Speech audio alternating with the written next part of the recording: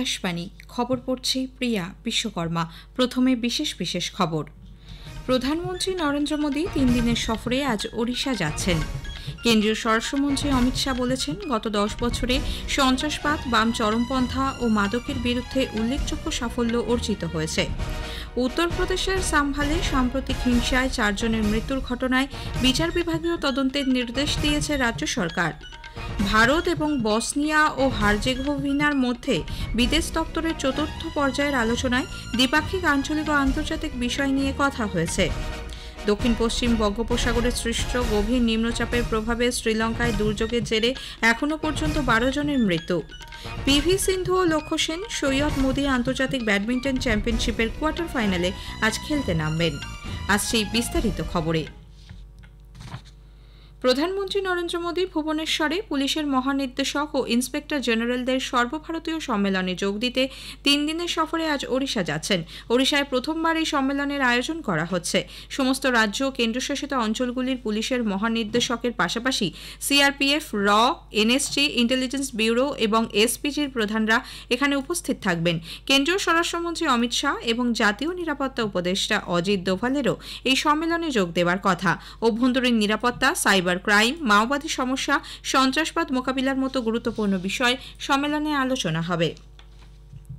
কেন্দ্রীয় স্বরাষ্ট্রমন্ত্রী অমিত শাহ বলেছেন, গত 10 বছরে সন্ত্রাসবাদ, বাম চরমপন্থা ও মাদকের বিরুদ্ধে উল্লেখযোগ্য সাফল্য অর্জিত হয়েছে। মুসৌরিতে গতকাল লাল বাহাদুর শাস্ত্রী জাতীয় একাডেমিতে এক অনুষ্ঠানে শ্রী শাহ বলেন, নরেন্দ্র মোদী সরকারের দৃঢ় নীতি এক্ষেত্রে সহায়ক হয়েছে। 2026 মার্চের মধ্যে নকশালবাদ সম্পূর্ণরূপে নির্মূল হবে বলে আশা প্রকাশ করেন তিনি। ব্রিটিশ আমলের 150 বছরের পুরনো আইনের পরিবর্তে নতুন 3টি ফৌজদারি আইন বাস্তবায়নের ফলে 90% অপরাধের নিষ্পত্তি হবে বলে আশা করা হচ্ছে। এই আইন দেশের বিচার ব্যবস্থাকে বিশ্বের সবচেয়ে আধুনিক বিচার ব্যবস্থার রূপ দেবে বলে শ্রী শাহ জানান। উত্তরপ্রদেশের সাম্ভালে সাম্প্রতিক হিংসায় 4 জনের মৃত্যুর ঘটনায় বিচার বিভাগীয় তদন্তের নির্দেশ দিয়েছে রাজ্য সরকার। হাইকোর্টের অবসরপ্রাপ্ত বিচারপতি দেবেন্দ্র কুমার আরোরার নেতৃত্বে গঠিত 3 সদস্যের কমিটিকে তদন্তের দায়িত্ব দেওয়া হয়েছে।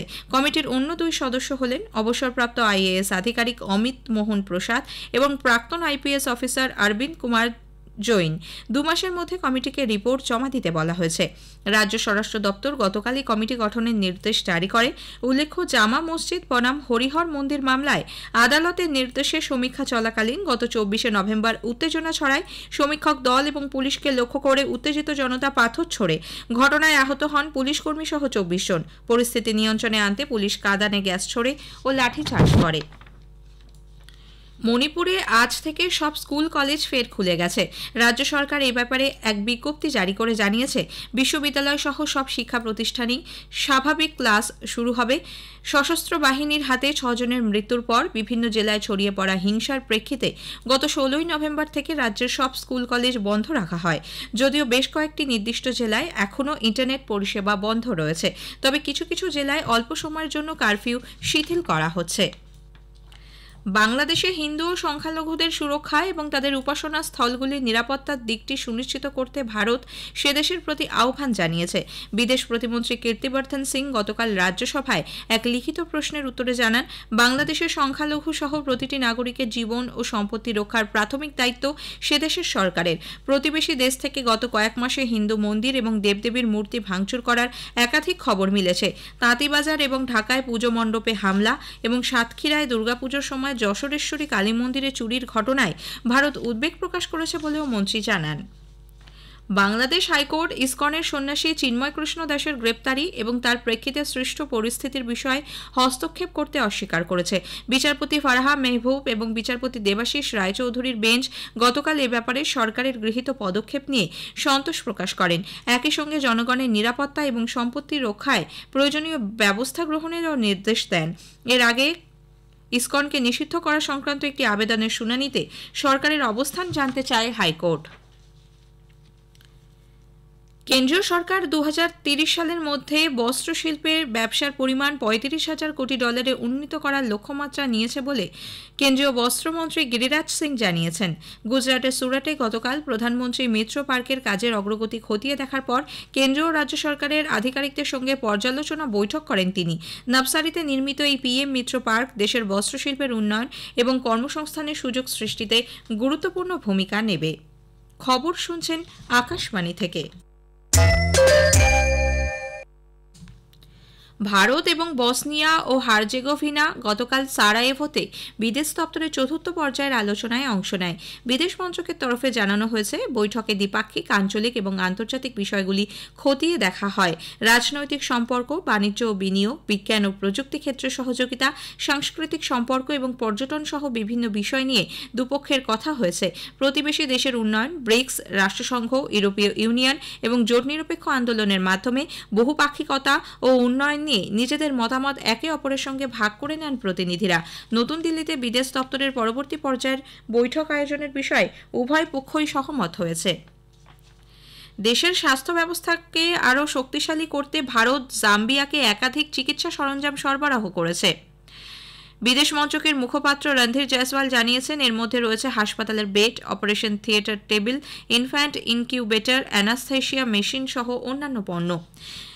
দুদেশের মধ্যে দ্বিপাক্ষিক সহযোগিতা আরও জোরদার করতে এটি একটি গুরুত্বপূর্ণ পদক্ষেপ। দক্ষিণ পশ্চিম বঙ্গোপসাগরে সৃষ্ট গভীর নিম্নচাপের প্রভাবে শ্রীলঙ্কায় দুর্যোগের জেরে এখনও পর্যন্ত 12 জনের মৃত্যু হয়েছে, নিখোঁজ 2 জন। গতকাল রাত 11:30টায় এটি ত্রিঙ্কোমালি থেকে 240 কিলোমিটার উত্তর পূর্বে অবস্থান করছিল। ক্রমশ তা উত্তর পশ্চিমে তামিলনাড়ুর দিকে অগ্রসর হচ্ছে। আবহাওয়া দপ্তর জানিয়েছে, ধীরে ধীরে তার শক্তি হারিয়ে আগামীকালের মধ্যে নিম্নচাপে পরিণত হবে। উত্তর তামিলনাড়ু এবং পুদুচেরিতে আগামীকাল পর্যন্ত ভারী বৃষ্টির পূর্বাভাস দিয়েছে আবহাওয়া দপ্তর। দক্ষিণ অন্ধ্রপ্রদেশ, ইয়ানাম এবং রায়লসীমার কিছু জায়গায় আজ বিক্ষিপ্তভাবে ভারী থেকে অতি ভারী বৃষ্টির সম্ভাবনা। কেরালা, মাহে এবং দক্ষিণ কর্ণাটকে আজ এবং আন্দামান ও নিকোবর দ্বীপপুঞ্জে আগামীকাল ভারী বৃষ্টি হবে। হিমাচল প্রদেশ, পাঞ্জাব, হরিয়ানা, চণ্ডীগড়, বিহার এবং উত্তরপ্রদেশের বিভিন্ন এলাকায় আজও আগামীকাল রাত ও ভোরের দিকে ঘন কুয়াশা পরিস্থিতি অব্যাহত থাকবে। সুপ্রিম কোর্ট দিল্লিতে বাতাসের গুণমান রক্ষার এবং দূষণ মোকাবিলায় চালু থাকা পর্যায়ভিত্তিক কর্মপরিকল্পনা গ্র্যাফ স্টেজ 4 বিধিনিষেধের মেয়াদ আগামী 2রা ডিসেম্বর পর্যন্ত বাড়ানোর নির্দেশ দিয়েছে।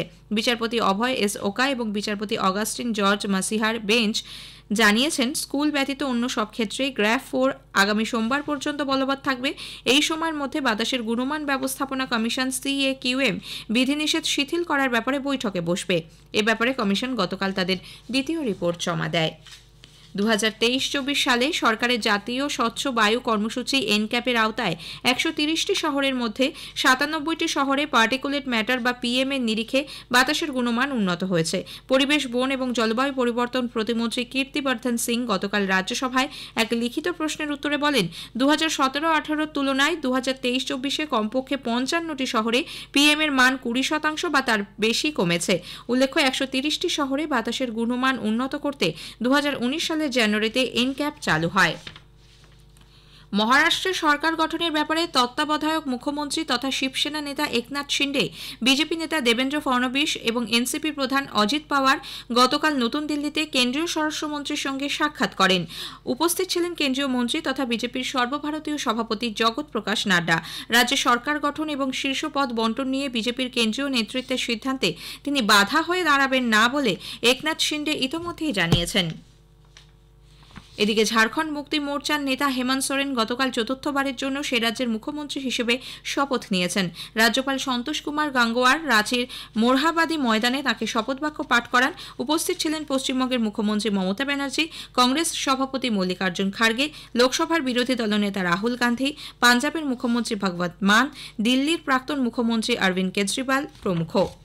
প্রধানমন্ত্রী নরেন্দ্র মোদী ঝাড়খণ্ডের মুখ্যমন্ত্রী পদে শপথ নেওয়ায় হেমন্ত সোরেনকে অভিনন্দন জানিয়েছেন। সামাজিক মাধ্যমে এক বার্তায় শ্রী মোদী তাঁর কার্যকাল সফলভাবে এগিয়ে নিয়ে যাওয়ার ব্যাপারে শুভেচ্ছা জানান।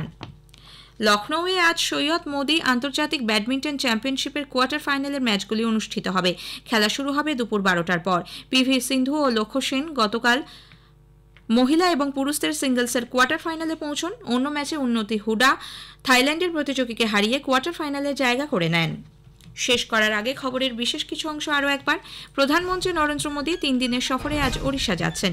কেন্দ্রীয় স্বরাষ্ট্রমন্ত্রী অমিত শাহ বলেছেন, গত 10 বছরে সন্ত্রাসবাদ, বাম চরমপন্থা ও মাদকের বিরুদ্ধে উল্লেখযোগ্য সাফল্য অর্জিত হয়েছে।